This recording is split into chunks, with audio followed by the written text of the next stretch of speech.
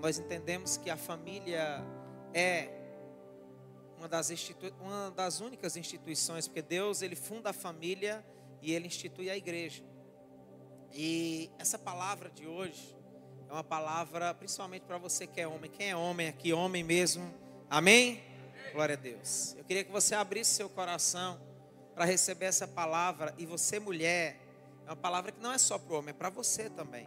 É uma palavra de posicionamento ou de reposicionamento, para que você possa viver o que Deus tem para a sua vida, para a sua casa e para a sua família. Amém? Você pode estender as suas mãos em direção ao servo do Senhor. Pai, em nome de Jesus Cristo, nós apresentamos a vida do teu servo, Senhor. Obrigado por tê-lo trazido aqui, tê-lo usado de forma tremenda no primeiro culto. E agora nesse culto eu sei que não será diferente, Senhor. Que o Senhor possa abrir a nossa mente, o nosso coração, o nosso entendimento. Que nós estejamos como aquela terra seca que está sedenta pelas águas. Que assim seja a tua palavra, Senhor, sendo, Senhor, nossa vida sendo exposta à tua palavra nessa noite, em nome de Jesus. Amém.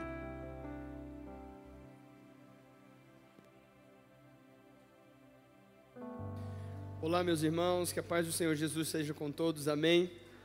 Estamos muito felizes de estar aqui essa noite. Quero agradecer ao pastor Marcos pela confiança e pela amizade, pelo carinho. Devo dizer que essa comunidade tem nos inspirado e eu tenho aprendido tanto com meu amigo pastor Marcos e essa aliança tão promissora para que a gente continue abençoando a nossa cidade. Eu queria, com a sua permissão, passar um vídeo da nossa conferência para homens que será realizada no dia 17 de maio. Homem, você foi criado para ser mais do que um espectador da vida. Dentro de você há um coração feroz, feito para lutar, liderar e proteger. Você foi feito para liderar sua casa, para proteger quem você ama e para viver com um propósito claro. Mas o que o mundo fez de você? Um espectador, alguém que se conforma, que aceita viver sem propósito. Chegou o momento de despertar o guerreiro dentro de você. Deus não te fez para ser passivo. Ele te chamou para agir, para tomar a frente e assumir sua posição. Amém. Quero pedir a oração e o apoio das famílias aqui nessa igreja, para que nós possamos estar ali no dia 17 de maio.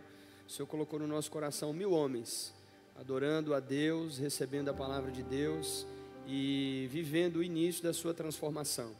Vale lembrar também que no dia 17 nós estamos trabalhando dia e noite para lançar as inscrições para o primeiro top, o primeiro desafio extremo de caráter do Legendários, que vai ser feito aqui no Sertão. Então, você que vai participar da conferência vai ter acesso e a oportunidade de concorrer a essas vagas, tá? Hoje, especialmente, nós criamos, um selo especial. O QR Code que foi colocado aqui tem lá um cupom. E aí você vai na inscrição lá, Comunidade da Família, e vai entender que você é Comunidade da Família. E aí você vai pagar hoje, só hoje, até as 23 horas, o valor do primeiro lote. Nós já estamos no segundo lote das vendas, mas hoje adquirindo até as 23. Então manda para quem você quiser para comprar lá com o cupom Comunidade da Família. Vai ter acesso através do link para pagar o valor de primeiro lote. Pastor, o que vai acontecer lá? Nós teremos um dia inteiro lá na Casa Rio, onde nós seremos ministrados e desafiados a vivermos uma vida e um estilo de vida antifrágil. Além de um momento muito poderoso de networking, relacionamento na mesa. Isso é uma coisa e um valor que nós não abrimos mão. E então, fortalecer as famílias e fortalecer esses laços para que possamos, de fato, entrar em algo que Deus está fazendo nas nações. Deus está restaurando o coração dos pais aos filhos e dos filhos aos seus pais. Promessa essa em Malaquias capítulo 4, verso 6. E é justamente sobre isso que eu quero compartilhar com você essa noite. Nós vamos falar hoje sobre como as famílias estão em perigo.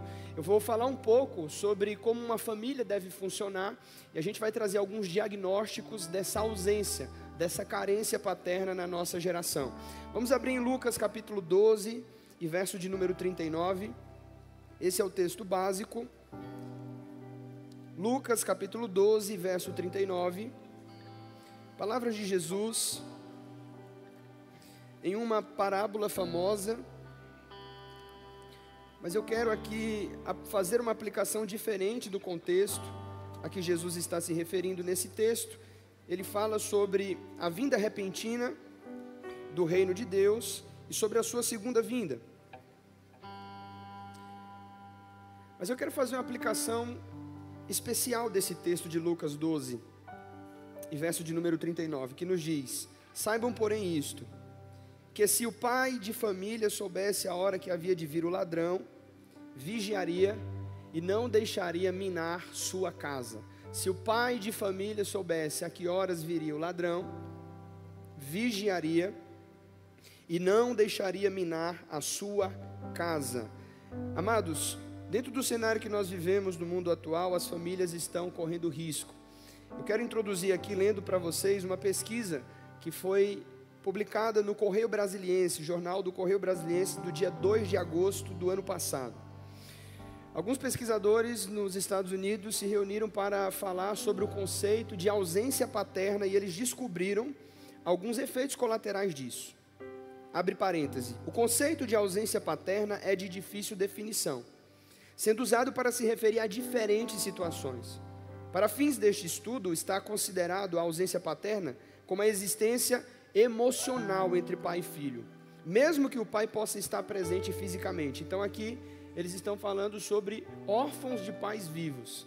Uma pessoa que desenvolveu algumas situações de baixa autoestima e problemas de relacionamento interpessoal, não é somente uma pessoa que foi deixada para ser criado por outrem, mas também órfãos de pais vivos, ou seja, o pai biológico é vivo, mas ele não está presente na vida dos seus filhos. Isso vai gerar alguns impactos. Ainda, a mesma pesquisa diz: a ausência paterna tem potencial para gerar conflitos no desenvolvimento psicológico e cognitivo da criança, bem como influenciar o estabelecimento de transtornos de comportamento. Desde as últimas décadas, a ausência paterna tem sido estudada e, com ênfase na infância, suas consequências são inúmeras no desenvolvimento infantil. Os problemas comportamentais decorrentes da ausência paterna já se apresentam até mesmo na pré-escola e podem se manter ao longo da vida escolar, revelando resultados negativos que incluem baixo desempenho escolar, aumento da ausência nas aulas, risco aumentado no envolvimento de drogas, relacionamento frágil com os pares. Nós vemos esse fenômeno muito presente hoje, inclusive nas redes estaduais. Eu fiz um trabalho durante algum tempo e nós percebemos a quantidade de jovens frágeis emocionalmente que vivem esses transtornos de se cortar, de estar em depressão, em ansiedade. Hoje isso já é uma realidade na vida de crianças pré-adolescentes com 10, 11 anos de idade. Além de aumentar a probabilidade de envolvimento com drogas, relacionamento, já falei, instabilidade emocional, labilidade emocional. O que é a labilidade emocional? É uma condição que acontece quando a pessoa apresenta mudanças muito rápidas de humor ou tem emoções desproporcionadas a determinada situação ou ambiente. Em relação à adolescência agora, essa pesquisa vai dizer que se evidencia que a ausência do genitor ou uma relação pouco harmônica entre pai e filho pode ser considerado um fator de risco para o desenvolvimento. Está relacionado em alguma medida à maior propensão com o envolvimento com a delinquência. Nesse sentido, os estudos têm relacionado a ausência paterna com criminalidade e desenvolvimento de jovens infratores. Uma prova disso é você ir lá no Edivaldo Gomes, presídio da nossa cidade, você vai perceber que 70% da população carcerária, tanto no nosso município quanto no Brasil, isso é uma regra, não possui o nome do pai na cédula de identidade. Alguns anos atrás, algumas décadas atrás, lá na Inglaterra, um primeiro-ministro chamado James Cameron, ele avaliou como a ausência paterna estava trazendo transtornos e uma dívida social muito grande no Estado. E ele então criou uma multa, ele criou um imposto, é isso mesmo, para os pais que abandonavam seus filhos. Eles perceberam que o número de jovens alcoolizados que se envolviam em problemas, de brigas nas ruas, jovens infratores, acidentes automobilísticos, era justamente relacionado com esses meninos que eram criados sem os seus pais. Infelizmente, hoje a Inglaterra se tornou um estado completamente secular e parou de adotar essa medida. O que eu quero dizer aqui, senhoras e senhores, é que a dívida é muito alta. O preço de um pai não posicionado dentro de uma casa é muito grande. As consequências disso são enormes. Talvez o maior problema das nações não seja a falta de comida nem a falta de emprego, mas sim a falta de paternidade. Em Malaquias capítulo 4, versículo de número 6, a palavra profética, a última palavra do cânon do Velho Testamento destaca isso. Deus diz que antes da volta de Jesus, Ele enviaria o espírito de Elias para trazer restauração, reconciliar o coração dos pais aos filhos e o coração dos filhos aos seus pais. Deus deseja que essa reconciliação geracional aconteça. Deus trabalha para que essa geração relacional ela possa acontecer. Jesus disse em Mateus 23, verso 9: a ninguém na terra chameis de mestre, nem de pai, porque vocês só têm um pai que está no céu. O que Jesus está querendo nos ensinar com isso, e em nenhum momento Ele está desvalorizando a figura do pai biológico, muito pelo contrário, Ele está responsabilizando o pai biológico e mostrando que cada pai, cada homem dentro da sua casa é a representação do próprio Deus para a sua família. Hoje entende-se que pessoas que têm problemas e dificuldades de se relacionar com Deus como seu pai, desenvolveu isso por causa dessa ausência, dessa referência paterna em sua vida. Alguns de nós nos relacionamos com Deus como Rei, Senhor, como Salvador, mas temos grande dificuldade de vê-lo como um Pai generoso e amoroso, e isso é fruto da grande, extrema necessidade de pais posicionados. Isso é fruto da carência afetiva que ficou instaurada em nossos corações por fazermos parte de uma família disfuncional, e eu posso falar disso com propriedade.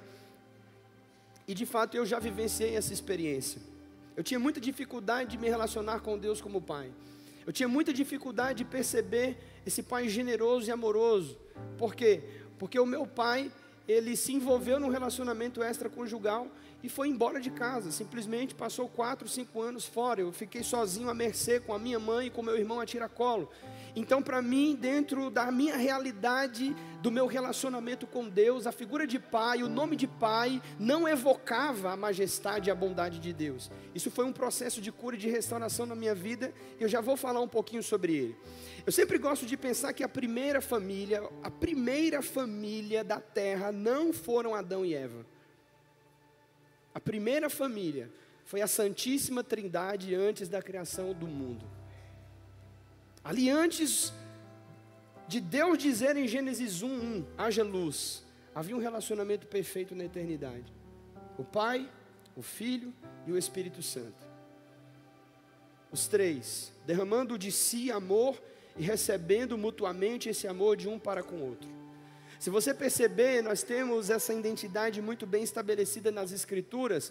Deus Criador se apresentando como um Pai para a humanidade, Jesus se apresentando como o nosso irmão mais velho, o primogênito de Deus, e nós como o restante da família de Jesus. E o Espírito Santo como essa figura que traz consolo, bondade, doçura, candura, que representa a presença da mãe na nossa vida. Olha, Jesus disse que o Espírito Santo, ele intercede por nós. Jesus disse que se alguém falar uma blasfêmia contra Deus ou contra Ele mesmo, será perdoado. Mas uma palavra dita ao Espírito Santo não há perdão. O Espírito Santo é a pessoa mais sensível da Trindade, revela o coração de uma mãe que cuida, que ampara, que intercede por nós. Então o exemplo de família, ele foi dado pelo próprio Deus. E é impossível, senhores, eu digo, é impossível nós entendermos sobre família e entendermos sobre a paternidade divina sem conhecermos o que Deus pensa com respeito a isso. Portanto, biblicamente falando, eu quero dar aqui algumas referências do que a Bíblia diz sobre o que é ser pai. Em primeiro lugar, ser pai não é um título, ser pai é uma função. Em 1 Coríntios capítulo 4, verso 15, o apóstolo Paulo vai dizer: vocês podem ter muitos professores em Cristo, mas vocês só têm um pai, porque eu gerei vocês no Evangelho. Um pai não é um professor é alguém que ensina coisas. Um professor é alguém que pode ensinar através da transferência de informações. Mas um pai, escute, um pai, ele precisa estar perto o suficiente para ser imitado. Foi Jesus quem disse em João 5,19: eu faço o que vejo o meu pai fazer. proximidade, relacionamento, olho no olho, vida na vida, comunhão. Um pai ensina o seu filho no caminho, estando com ele, presente em sua vida, se envolvendo nas suas demandas. Paulo diz em 1 Coríntios capítulo 11, verso de número 1, sejam meus imitadores, como eu sou de Cristo. Alguém para ser imitado precisa estar perto. O pai é aquele que está presente na vida do seu filho. Pai não é somente que gerou, aquele que concedeu o esperma, 23 cromossomos para que o filho fosse gerado, não. Pai é alguém que se envolve, que está presente. A Bíblia diz também que o pai é alguém que tem compaixão. Salmo 103, verso 13 está escrito, como um pai se compadece dos seus filhos, assim o Senhor tem compaixão daqueles que o temem. A figura que temos de pai em Lucas 15, é um pai generoso, um pai que está pronto a perdoar o seu filho, recebê-lo de volta na sua casa, dar o amparo, dar o acolhimento. Um pai é aquele que tem compaixão, que se alegra. Pai é aquele que dá generosamente. Quando Jesus nos ensinou a oração modelo do Pai Nosso, Ele nos ensinou a orar dizendo: Pai Nosso que está no céu, nos dê o pão diário. É o próprio Jesus que nos dá o exemplo de como nós devemos nos relacionar com Deus. E esse relacionamento é impossível se não houver amor sacrificial. Deixa eu falar uma coisa para vocês, e eu gosto de repetir isso para os jovens, que acho que ter filho é uma coisa bonitinha para colocar no Instagram. Paternidade e maternidade é sacrifício, é entrega o tempo inteiro, sacrifício o tempo todo. E eu achava que essa entrega e esse sacrifício era só quando os filhos estavam pequenos, e agora os meus estão crescendo, e eu percebo que o sacrifício só aumenta e a entrega só aumenta. Essa é uma das grandes características do amor sacrificial. Em 1 Coríntios 13, 7 está escrito: o amor é sofredor. Ser pai, mãe, é estar disposto a sofrer, a se envolver, a pagar preço, a passar noites de sono. Alguém diz amém, irmãos? Dá um glória a Deus para saber que você está vivo. Diga para alguém que está perto de você: pai não é um título, é uma função. Olha que dica poderosa que a palavra de Deus nos dá. Gálatas nos ensina a chamar Deus de Abba. Abba é a primeira palavra que a criança balbucia em direção ao pai, quando ele está aprendendo a falar Abba, Abba, papá, papá. Eu nunca vou esquecer no dia que o meu filho me chamou de papá pela primeira vez. Eu tenho gravado até hoje. De vez em quando eu volto naquela memória afetiva. A Bíblia nos ensina a chamar Deus de papai, paizinho. Mas essa expressão aramaica vem de uma palavra hebraica, que é a palavra Av. Av é formação de duas letras hebraicas. A primeira letra do alfabeto hebraico é Av, que significa cabeça. E a segunda letra, Vet, Av, Vet. Av significa cabeça, Vet, casa. Transliterando, isso significa que o pai é o cabeça da casa. O pai é o provedor da casa. Eu sei que algumas irmãs podem se sentir desconfortáveis quando nós falamos que o homem precisa ter protagonismo dentro da sua família, mas nós estamos falando daquilo que Deus estabeleceu. Perceba, nós não podemos ir contra o conselho do Senhor. E a nossa nação, ela é recheada por grandes mulheres que têm feito esse papel. Só que algumas vezes essas irmãs estão carregando um peso que não deveriam carregar. Mais de 40% dos lares do Brasil são chefiados por mulheres que foram desamparadas, abandonadas. O cara fez o filho e foi embora, não se responsabilizou. O cara não quer trabalhar, o cara é um agressor, o cara é um abusador. E nós entendemos muito bem essa realidade. Nós não estamos aqui passando pano para esse tipo de atitude. O que nós estamos dizendo é que existe um padrão. Deus estabeleceu esse padrão. O homem, portanto, se coloca nas Escrituras como provedor, como aquele que provê da sua força, da sua autoridade. Ele se despoja das suas necessidades para dar atenção às necessidades da sua família. Pai é habitação, é uma casa. Em outras palavras, é aquele que provê o dinheiro, é aquele que provê a estabilidade emocional, é o provedor intelectual. Eu digo lá para os homens da minha igreja, pastor, eu digo, olha, se a sua esposa conhece mais de Bíblia que você está desviado. Se a sua televisão é maior do que a sua estante, irmão, você está desviado. Eu não acredito no seu cristianismo. É impossível uma igreja onde as mulheres conhecem a palavra, amam ler livros, e os homens estão lá. Só fala de futebol, só fala de bola, pelo amor de Deus. O homem deve ser o provedor intelectual, espiritual da sua família. Estamos trabalhando para isso, amém? Dá uma glória a Deus aí, mano.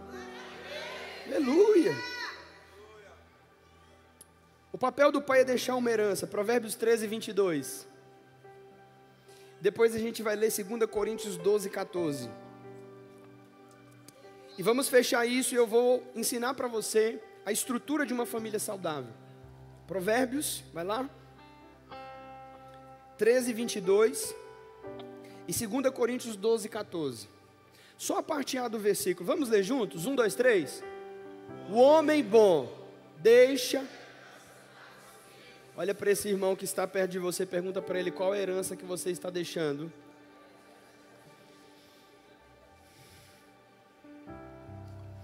Quando estamos falando sobre herança, nós estamos falando sobre um patrimônio líquido, nós estamos falando também sobre herança espiritual, estamos falando sobre um legado.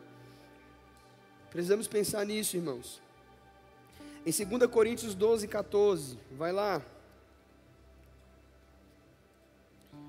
Olha o que o apóstolo Paulo diz sobre a função de um pai. 2 Coríntios 12, 14.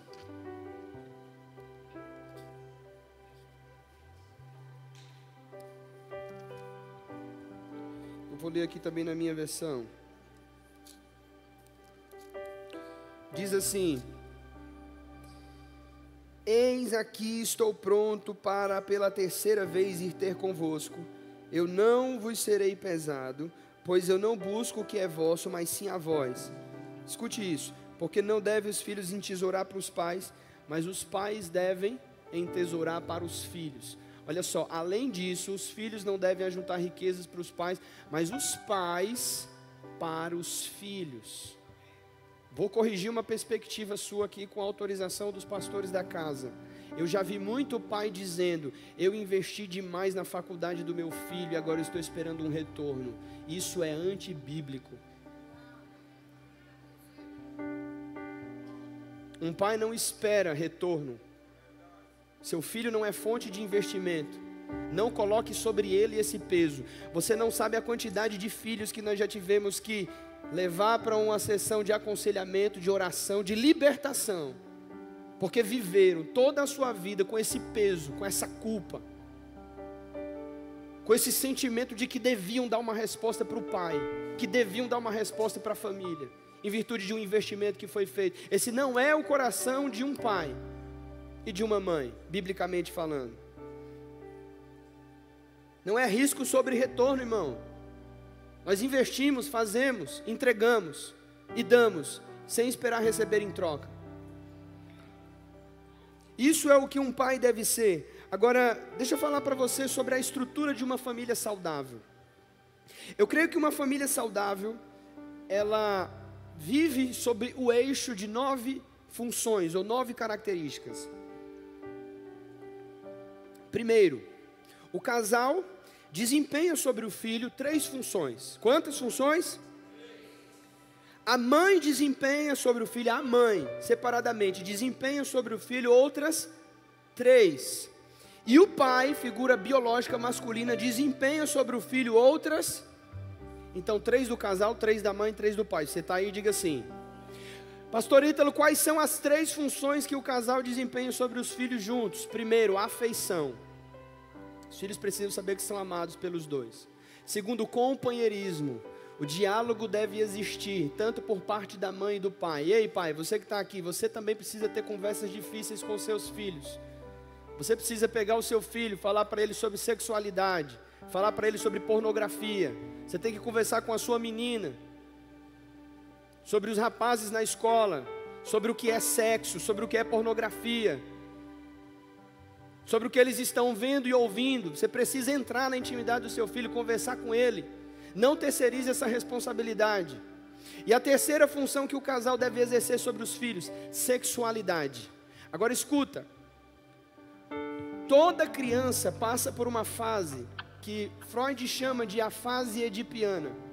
Algumas mais cedo, outras mais tarde, vão desenvolver uma espécie de troca.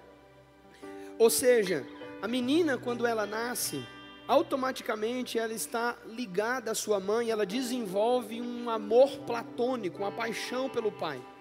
A menina então tem aquele pai como se fosse uma figura suprema, quase que uma idolatria pelo pai. Esse sentimento de afeição, algumas das vezes parece até um sentimento romântico pelo pai, faz a menina se ligar ao pai de forma apaixonada. Vai chegar uma fase na vida dela que ela vai entender que o pai é a referência para todo tipo de homem que ela tiver na sua vida. E esse é o problema, porque quando nós temos famílias desajustadas e pais que não estão na posição, essas meninas estão com uma mensagem muito clara. A primeira mensagem que é passada para elas é: homens não prestam, homens são distantes, homens existem para nos explorar e nos abusar. É isso que a nossa geração tem ouvido sobre família. É isso que o feminismo tem pregado às nossas filhas sobre família. E a outra mensagem é: essa mulher é solitária e eu preciso protegê-la. E aí onde entra o homossexualismo, desviando o caráter e a função da menina, porque ela pensa: homem não presta. E ela vai se unir a uma outra mulher, através de um sentimento romântico, que na verdade é uma busca secundária por uma atenção de um pai que nunca foi presente. A mesma coisa acontece com o rapaz. Irmãos, é incrível. Toda pessoa que sofre com lutas dentro da área da identidade sexual está em busca de um pai. Busca no namorado um pai ausente. Ei, o que eu estou falando aqui nessa noite, as consequências de estarmos fora da nossa posição são terríveis. Se o pai de família soubesse a que horas iria vir o ladrão, ele vigiaria para que ele não minasse a sua casa. Uma das coisas que o diabo tem mais trabalhado nessa geração para fazer é tirar o pai de dentro de casa. Por quê? Porque o pai deve ser o guarda-chuva espiritual e emocional da família. As 3 funções da mãe: a mãe organiza. Provérbios 14, lembra? A mulher sábia edifica a casa. A palavra edificar é da palavra hebraica banar, que quer dizer constrói. Em Provérbios 31, a Bíblia fala sobre a mulher virtuosa. A palavra virtuosa é uma palavra de origem militar. A mulher virtuosa é aquela mulher que está ali como um soldado preparado para as demandas do seu lar. Pessoas que têm dificuldade na área da organização, desorganizadas tanto interiormente quanto exteriormente, nós percebemos, existe um problema intrínseco com a mãe. Irmãos, isso é ciência exata. A mãe é responsável pela nutrição. Olha os seios para nutrir. Quantas crianças com problemas de alimentação, vínculo, dentro do seio, dentro do ventre materno, a criança já está ligada à mãe ali através do cordão umbilical. A mãe é responsável por trazer esse aconchego, sabe essa presença? Sabe aquela coisa que você sente? Aquela comida que só a tua mãe faz, aquele cheiro que só existe na casa dela, aquela presença do lar. Isso Deus estabeleceu para as mulheres exercerem. Agora, assim como um casal exerce funções sobre a vida dos filhos e uma mulher exerce funções sobre a vida dos seus filhos, existem 3 funções que só um pai biológico pode fazer. E é sobre elas que eu quero me deter aqui nos próximos 5 minutos. A primeira função que só um pai pode fazer: um pai é responsável por dar limites. Diga comigo: limites. Vamos ler Êxodo 4, 24 ao 26. Esse é um dos textos mais esquisitos da Torá. A Bíblia diz que Deus quis matar o homem que ele chamou para ser o seu profeta. E por que ele quis matar Moisés? E está aqui, está na palavra.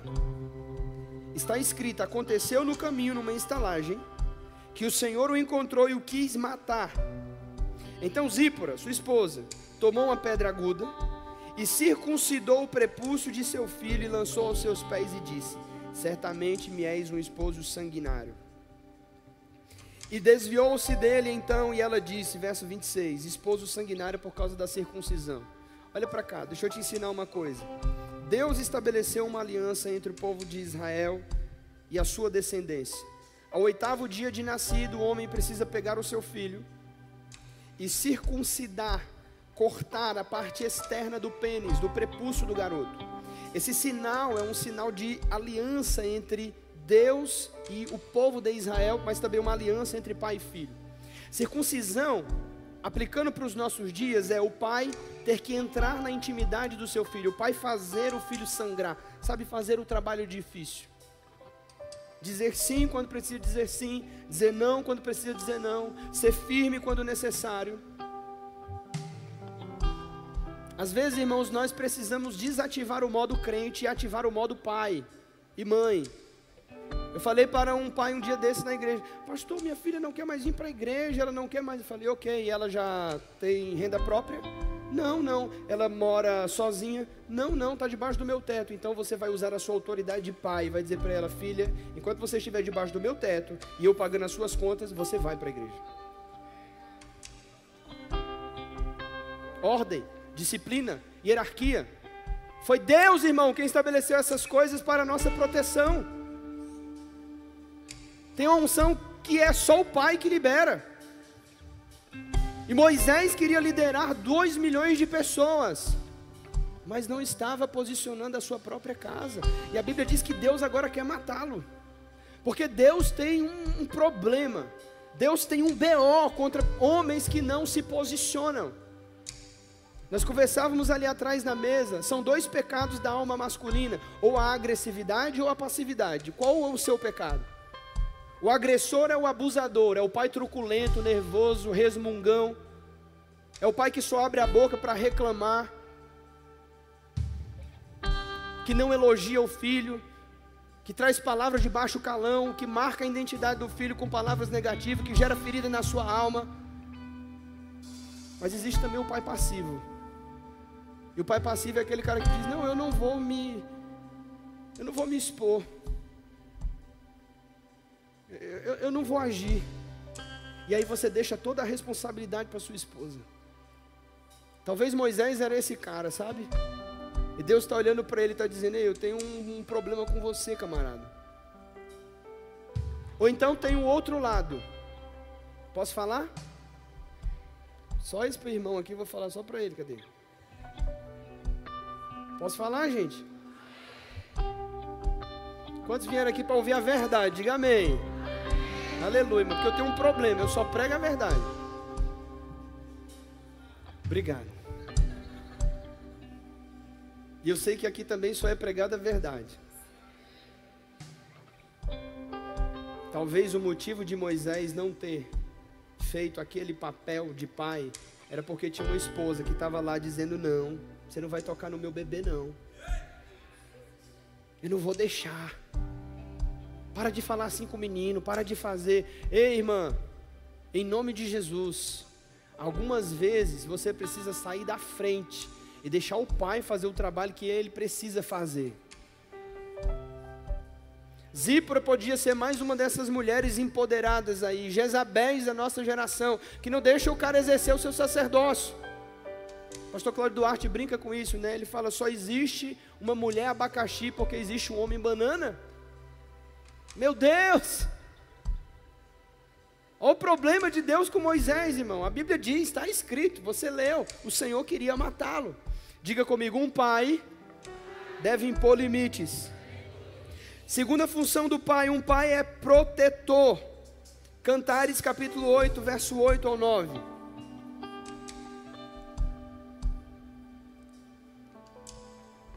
Assim, ó, eu tenho 2 filhos, uma menina e um menino. Para mim é muito claro. A alma da minha filha diz que ela quer ser o centro das minhas atenções. Ela se joga nos meus braços, ela toma banho, se perfuma, ela veste o vestido, ela ignora a mãe, já vai para mim e diz, pai, eu estou bonita. Você está linda, minha filha. Não é assim? Mas o menino tem 1 ano e 5 meses. Tudo que ele pega, ele faz uma arma. E eu não assisto televisão em casa. Pedaço de pau, pô. Chega em mim, bom dia, filho. Pô. Porque homem se comunica assim, mano. E aí, velho, como é que tu tá? E aí, bichão? E aí, feioso? E aí, fedorento? Homem se fala assim. Tá na alma, tá intrínseco. O menino tem um espírito empreendedor, guerreiro dentro dele, que precisa ser libertado através do pai. Mas um pai é uma pessoa que protege. E esse texto de Cantares é um texto que nos fala sobre essa proteção. Coloca para mim, Cantares 8, 8 e 9. Temos uma irmãzinha, seus seios ainda não estão crescidos. O que faremos com nossa irmã no dia que for pedida em casamento? Verso 9. Se ela for um muro, construiremos sobre ela uma torre de prata. Se ela for uma porta, nós a reforçaremos com tábuas de cedro. Olha para quem está do seu lado, diga aí, proteção. Agora escuta. Lares onde o pai não está presente estão muito mais vulneráveis a tipos de abuso, exposição ao sexo antes da hora. Quando não é pior, quando o abusador não é o próprio pai. Pais, padrastos, depois vem tios, irmãos, parentes, familiares. Deus quer levantar, sabe, famílias posicionadas e homens que vão fazer, irmãos, esse trabalho de protegerem. Protegerem. E em último lugar, um pai, ele é alguém que dá direção. Em Mateus 3,17, Deus falou sobre Jesus: esse é o meu filho amado, que me dá prazer. Eu vivi muitos anos da minha vida, sabe? Esperando ouvir do meu pai esse reconhecimento. Esperando ouvir do meu pai essa afirmação. Nós vivemos um processo lá atrás e graças a Deus nós já passamos por um tempo de cura. Mas irmãos, eu já era pastor há 10 anos atrás. E eu tinha uma carência na minha alma. Porque aquele menino ferido ainda estava ali esperando a presença do pai. Na entrega de notas na escola, no primeiro dia de aula. Ainda estava ali esperando o reconhecimento. Filho, você pode, eu acredito em você, você é capaz. Filho, você é lindo.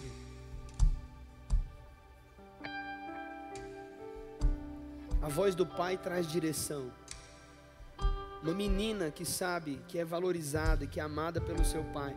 Pode ser que se entregue antes da hora. Pode ser que aconteça. Mas ela tem muito mais confiança na identidade que foi passada. A voz do pai traz direção. O pai diz: é isso mesmo, Deus é contigo, vai em frente, eu amo você. O menino precisa, saber que é amado. John Eldredge fala sobre as 6 fases do garoto. O menino, que precisa saber que é amado. O cowboy, que precisa se arriscar, se aventurar. O guerreiro, que precisa lutar as suas próprias guerras, cair, levantar, ter cicatrizes, se ferir, se curar. O amante, o rei, o sábio. O homem precisa passar por essas fases na sua jornada. Ei, masculinidade não é conquistada, é concedida. Alguém precisa fazer esse trabalho. Eu conversava agora com os meus amigos ali na mesa. Eu fui uma criança na igreja, não tinha minha família na igreja comigo. Mas na igreja, pastor Marcos, Deus me deu pais e mães. Eu me lembro como hoje. Quantas vezes terminava um culto e uma irmã dizia: irmão, então vamos lá para casa, vamos comer um lanche. Você vai para onde? Você vai a pé? Não, vou te deixar. A igreja é esse lugar, irmão, onde as famílias se encontram, onde há cura, onde há reconciliação. Amém? Aplauda Jesus mesmo.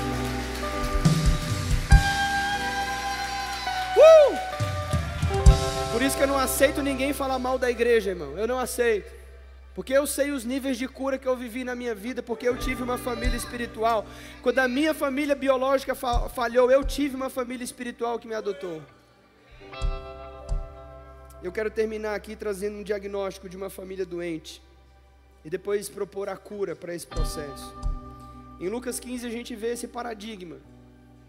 Sabe aquela parábola do filho pródigo aponta para um pai perfeito. Talvez você está me ouvindo aqui, você diga: pastor Ítalo, mas a gente faz tudo certo eu não tenho nenhuma dessas dificuldades que foi falado, e mesmo fazendo tudo certo, nós ainda estamos sujeitos. Aquele pai aponta para Deus, que nunca deixou de prover, que nunca deixou de cuidar, de amar. Aqueles dois filhos apontam para filhos que foram criados debaixo de amor, ternura, cuidado, da paternidade divina. Mas em algum momento de suas vidas, como Deus não tira o livre-arbítrio, eles decidiram ter as suas próprias escolhas e tiveram que arcar com as consequências dela. Aquela família vive então uma crise, um colapso. E agora esses conflitos, eles estão ali presentes em Lucas capítulo 15. Quais são os sintomas, pastor Ítalo, que uma família está doente? Em primeiro lugar, quando as pessoas ali só estão de olho na herança, os relacionamentos ali não são baseados no amor, no altruísmo, na entrega, mas baseados no interesse. O filho pede antecipado a herança do pai, o desejo de deixar é maior do que o desejo de ficar. Quando um filho hebreu está pedindo herança para um pai vivo, ele está dizendo: pai, eu só quero o que você tem, eu não te quero, eu quero a sua morte. Um coração vingativo e doentio, que cobra, que exige, que está com promissórias na mão. Eu não aceito ninguém sair daqui hoje no lugar de vítima, sabe por quê? Porque independente da sua história familiar, independente do lugar onde você veio, você está tendo acesso a conhecer o Pai Celestial que te ama e que quer dar a você uma atitude, um coração de filho. A insatisfação naquela família trouxe a sensação de escassez. Então ficou a insatisfação, tanto do que partiu como do que ficou. Em segundo lugar, dentro da família, quando a festa incomoda, quando não conseguimos celebrar com os que celebram, quando não conseguimos rir com os que sorriem, quando o filho mais novo volta para casa, aquele menino agora com o coração apertado, cheio de vingança e de ressentimento, ele começa a ter um sentimento de amargura e de inveja. Ele não celebra mais com seu irmão, e ele diz: pai, eu estou aqui o tempo todo na sua casa, você nunca me deu nada.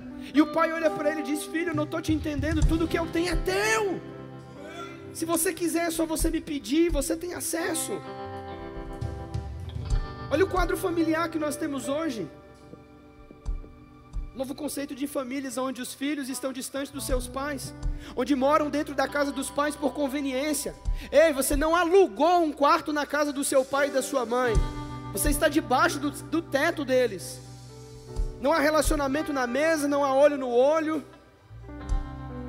Filhos hoje que pegam a tela do celular e dizem: eu quero ter privacidade. Não existe privacidade dentro de uma família saudável, porque todos estão ali para um interesse em comum. Que essa palavra traga responsabilidade para você. Em último lugar, a cura acontece quando você se encontra com você mesmo. Aquele menino estava fora de si, então houve um reconhecimento do seu próprio erro. Aqui não há espaço para terceirizar a culpa. Eu sou assim porque meu pai me abandonou. Já viu, né, pastora? Pastor, eu sou assim porque... tá bom. Olha para a cruz, olha para Jesus. Não havia ninguém que tivesse, irmãos, mais motivos para se ofender do que Jesus. Foi traído injustamente, foi entregue pelos seus, veio para os seus e eles não os receberam. Ele era o único justo sobre a terra, foi tido como o principal dos pecadores. Ele carregou a cruz sem proferir nenhuma palavra contrária. Você não tem motivo de se justificar e de se vitimizar. Não depois que você conhece a cruz de Jesus e o poder de Deus. Você não é mais vítima. Saia desse lugar hoje se você estiver nele, em nome de Jesus. Aquele menino, diz a Bíblia, ele caiu em si. Ele ficou com vergonha. Responsabiliza pelo seu erro. Então ele volta para casa. E eu encerro com isso. Lucas 15, 21.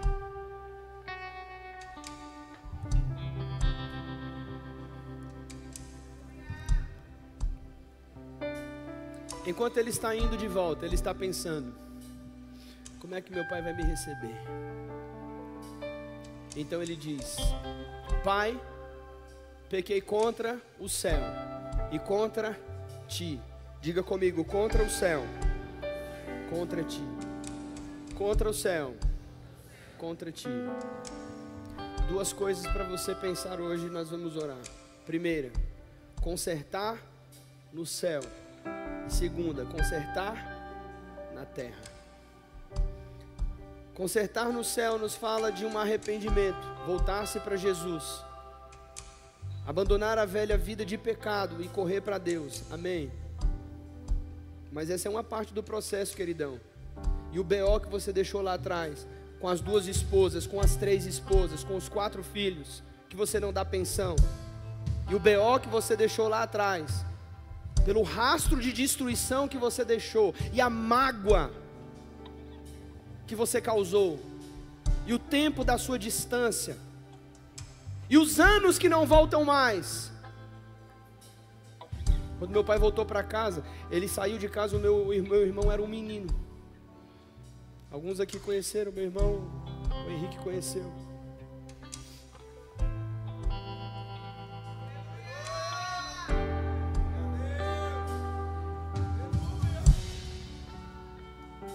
Eu terminei de criar o meu irmão.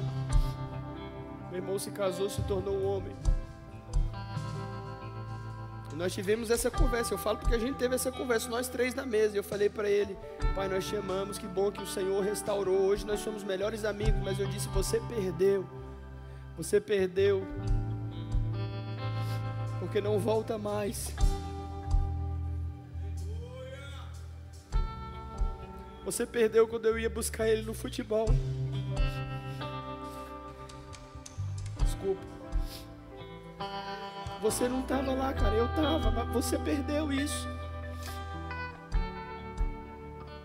Consertar, diga comigo, consertar no céu e consertar na terra. Mais uma vez, consertar no céu, consertar na terra. Está preparado para fazer caminho de volta? Tu é macho mesmo? Você é mulher de Deus de verdade? Se prepara para fazer um caminho de volta, como o filho pródigo fez.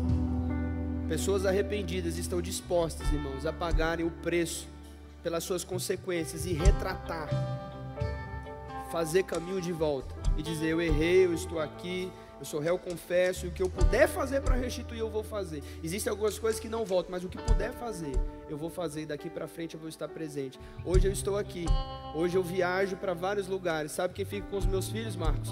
O meu pai fica com eles para mim.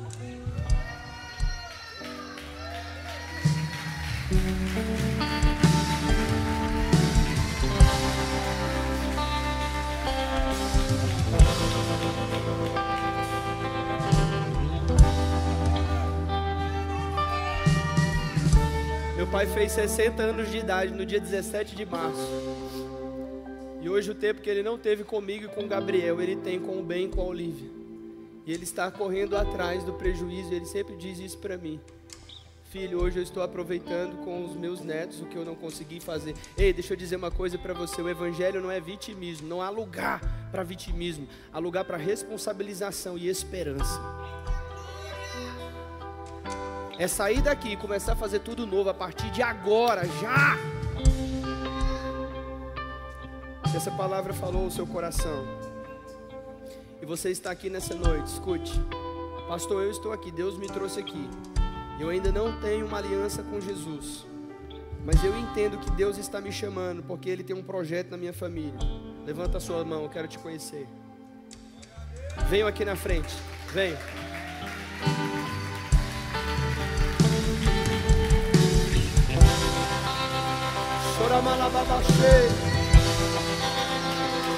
Oh! Venha! Venha!